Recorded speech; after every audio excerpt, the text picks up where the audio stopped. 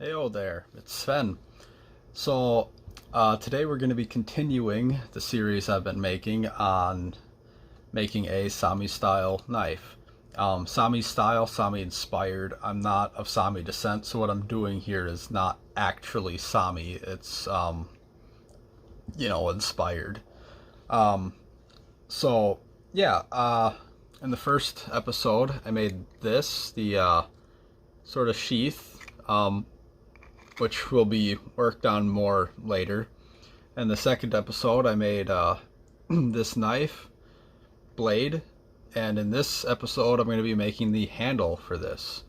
So stick around, and I'll somewhat show you how it's done.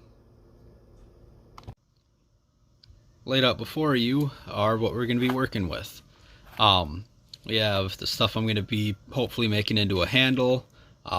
Minus the leather. I don't have the leather on me right now, but the sheath and the blade. So when making a handle, what I've always found works best for me is to take a part of a piece of antler that is off of what you cut the sheath from. So if you look at this piece of antler, it was one piece orientated kind of like this. And then I cut this part off. I found it's often beneficial for me to use a piece like this because it's already about the same diameter that I want it, plus a little bit.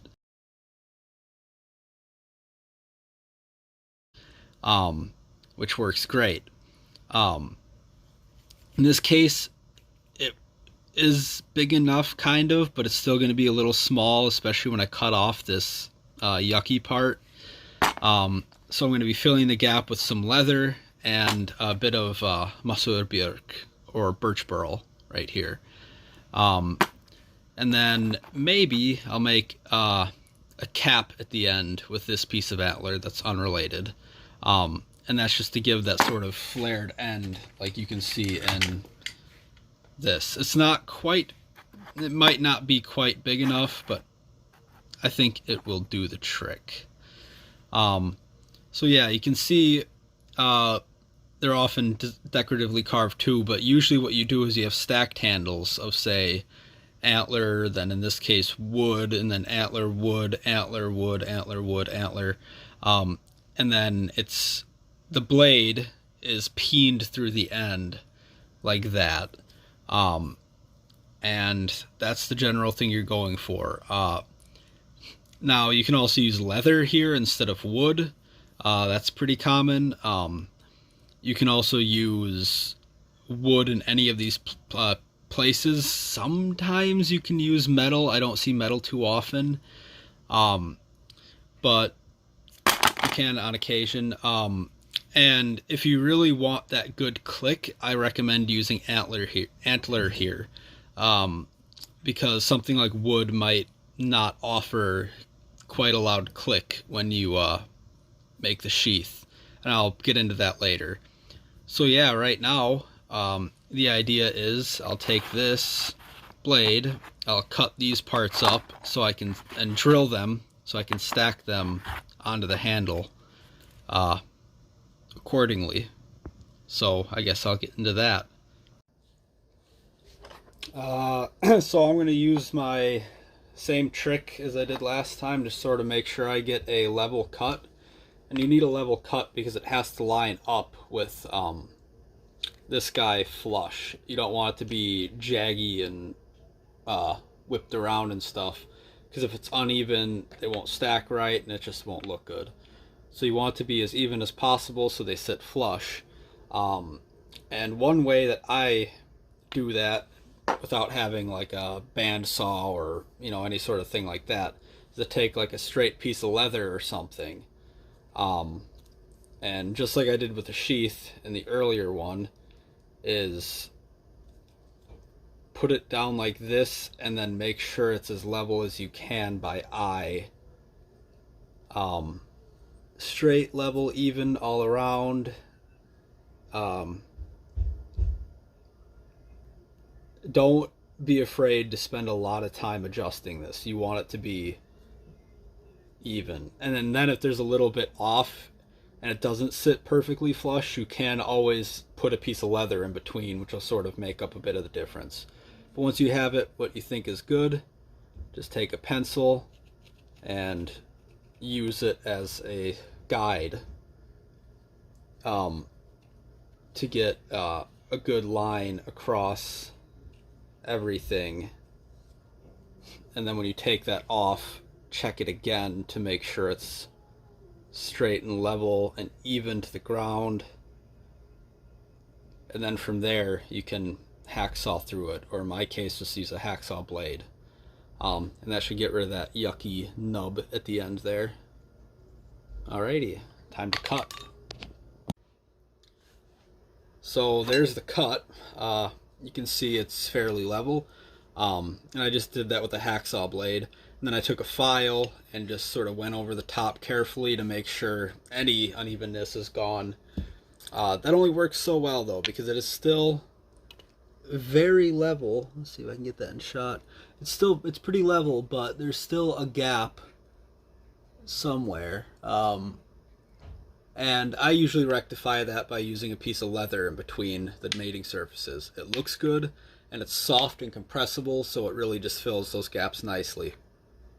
So now what we're looking at is how much of the handle is going to be, like which percentage of the handle is going to be what. You're generally going to be working with about 100 millimeters of size that you can divvy up into different sections, which is about 4 inches. So if I were to take this block here, I can take my calipers and say, you know, this is going to be 22 millimeters. So 22 millimeters of my handle out of that 100 is going to be allocated for the wood. And then say I have, when I add leather stripping, it's probably going to be more like 25. And that leaves me with, say, what would that be, 75 millimeters-ish for antler. So then I need to check, is this piece of antler 75? Well, it's 73. So it's kind of there. So this should just about, with the leather padding, that you can always add more of if you have to. You can double it up if you need, but with this here, it should be enough for a handle. But of course, if it's not even, this guy's going at the end to make the end cap. So I definitely have enough. So yeah, if you were to take this guy, you can see, let's say you have 100 centimeters to work with, or millimeters, I mean.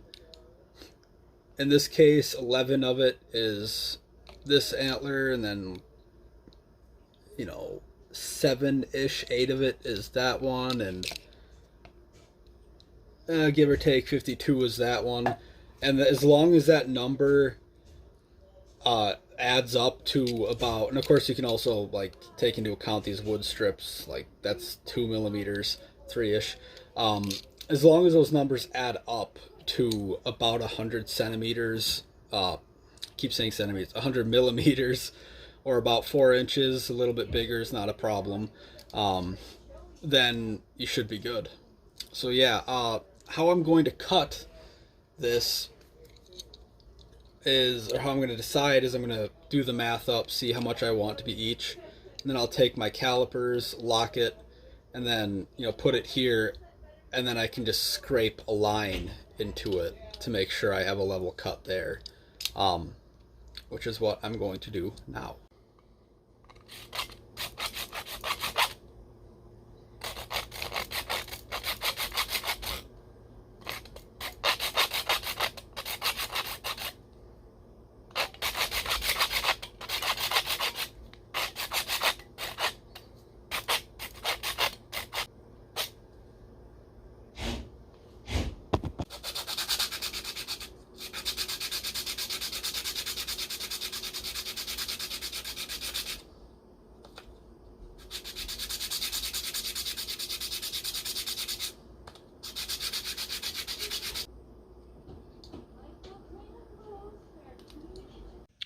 So now that I've cut some pieces out, and there's going to be some leather in between some of these, you can get this sort of idea of how it's coming.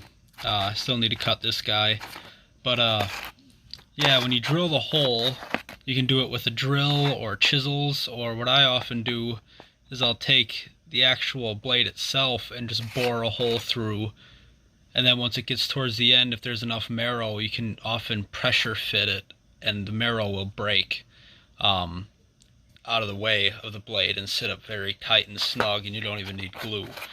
That's what I do sometimes, but this one has so little marrow that I might just drill it. So yeah, so basically cut your pieces out, and then you're gonna have to bore through. Sometimes with the wood, if you haven't actually heated or tempered your quenched or tempered your blade or anything yet, you can get this prong or this tang red hot and then slowly burn it through. I say slowly, it actually goes pretty quickly. If you just drill a pilot hole and you heat this up, you can burn it through. You still can at this point, but you have to make sure that your blade stays extremely cool. You don't want it heating up at all or you'll ruin your temper. So that's also an option. But that's what I'm going to do now. It's pretty self-explanatory. If you're able to do all this, then you're probably smart enough to know how to put a handle on. Not the most suggested way, but it is one way to do this.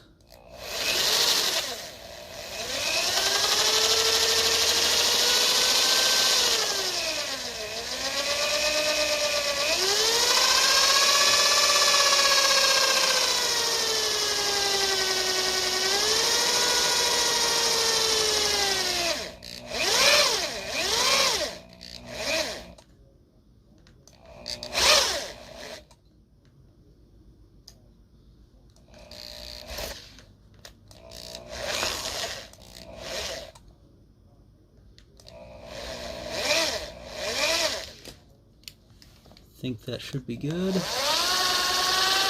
sure it's all even.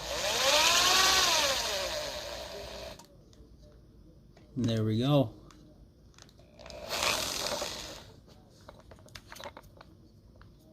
Blade's not hot. Perfect. That is it so far. I have antler, 2 bits of leather, wood, 2 bits of leather, antler, 2 bits of leather, wood. I think I said that right. And yeah, so now what I gotta do is cut off the excess and then peen this down so it actually, you know, holds this all together. And then I'm gonna use this stuff I just bought and my belt sander to sort of start carving this down. It's a little dark out, but I might do that now. Let's see.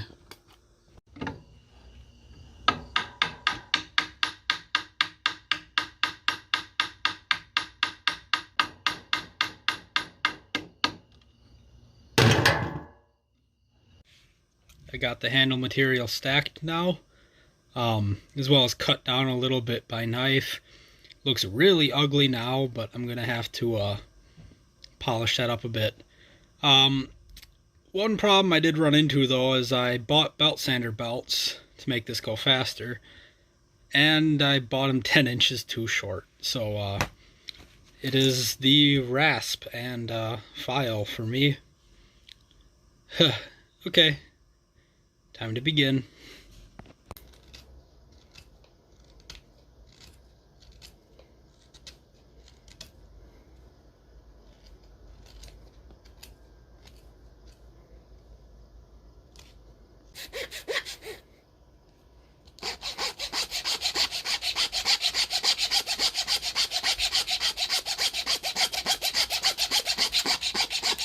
So it's not there yet, but one thing I want to mention is that you're going to want the handle to be thinner here, flare out a bit thick-wise, and then taper in a little bit until that final flare at the end. The reason for that is that allows you to get that good proper click into the sheath.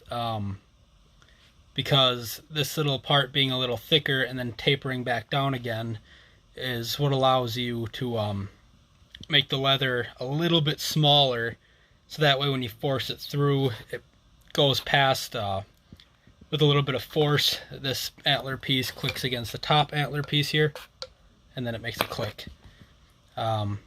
So yeah, when you're shaping this, just make sure you kind of give it a little barrel shape. So this is what I've got it to so far. Still needs a lot more filing. You can see I have a ton of material to remove, but it's starting to look a little bit more presentable. So yeah, we'll get there. But it's like, 33 degrees centigrade in my room right now, so yeah, it's hot. Oh well, onward I strive. Sorry for not showing you much of the filing. It's really just self-explanatory filing.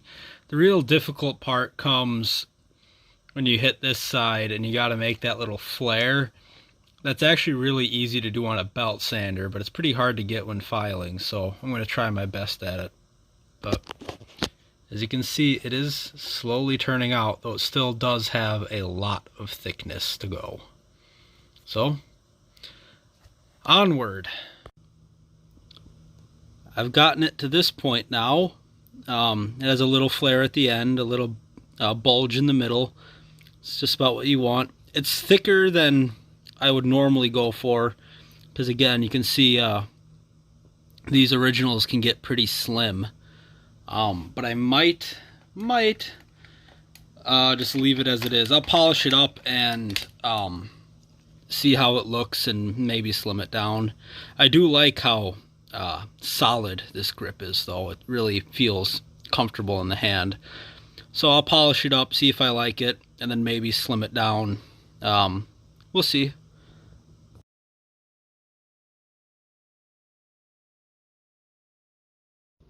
Alrighty, so this concludes the part 3 video on, in this case, making the handle.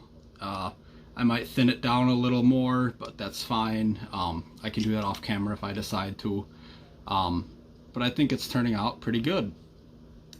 There's one more thing I need to do to it, but that will come in the next video, because I'm going to do it after I do the sheath. And doing the rest of the sheath is actually the next part of the video. So I hope you enjoyed. I'll see you then. Hej då.